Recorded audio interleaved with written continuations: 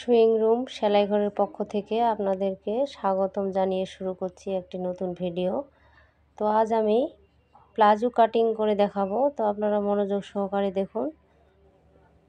এখানে আমি 2 গজ 2 গিরা কাপড় নিয়েছি। তো কাপড়টি আমরা ওপেন করে দেখলাম।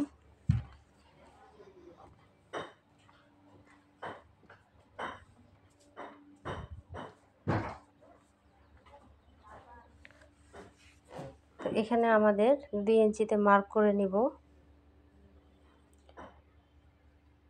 স্কেলের সাহায্যে আমরা 2 ইঞ্চি রাবারের জন্য বাকি রাখলাম 2 ইঞ্চি কাপড়।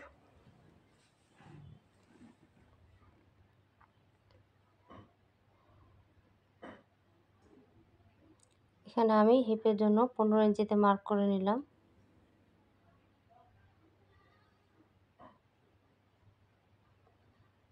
এখানে হিপের অংশটিতে আমি একটি মার্জিন করে নিচ্ছি। তো এখানে আমার 2 ইঞ্চি বা 2.5 ইঞ্চি দিবেন, 2.5 ইঞ্চিতে মার্ক করে নিলাম। তো এটা আমরা স্কেলের মাধ্যমে এভাবে করে রাউন্ড করে একটু কেটে নিব।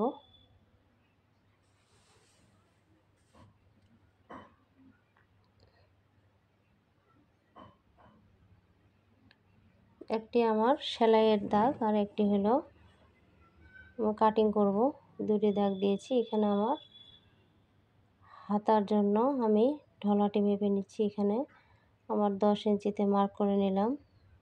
আমার 9 দুগুণে 18 ইঞ্চি ঢলা টিকবে।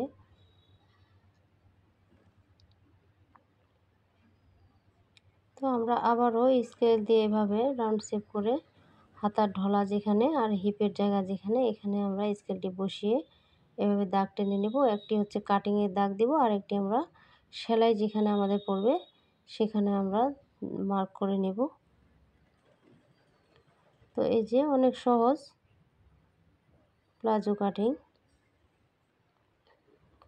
তো আপনারা স্কিপ না করে সম্পূর্ণ ভিডিওটা দেখার চেষ্টা করবেন। আর আমার চ্যানেলটি ভালো লেগে থাকলে অবশ্যই আপনারা সাবস্ক্রাইব করবেন।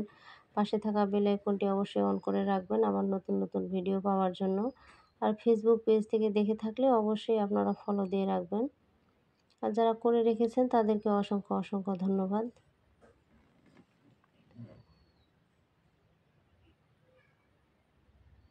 তো আমার কাটিং করা হয়ে গেল। তো আমি এখন দেখিয়ে দিচ্ছি কিভাবে সেলাই করতে হবে। এখানে আমার দুটি হাতা আছে।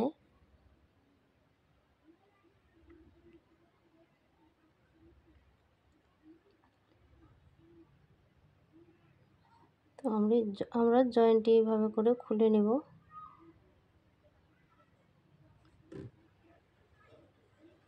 তো আমরা একটা এই পাশে করে ভাঁজটি আমাদের দিতে হবে। তারপর আমরা হিপের অংশটি আমরা এভাবে করে সেলাই করে জয়েন দিয়ে দিব। আর আমরা এখানে মুড় দিয়ে তারপরে আমরা হাতাটি এভাবে করে সেলাই মারব। বুঝতেই পারতেছেন। আর ওখানে আমাদের রাবারের ঘর। খুব সহজ। তো দেখুন অনেক সুন্দর হয়েছে ভিডিওটি। তো আজ এই পর্যন্তই। আল্লাহ হাফেজ।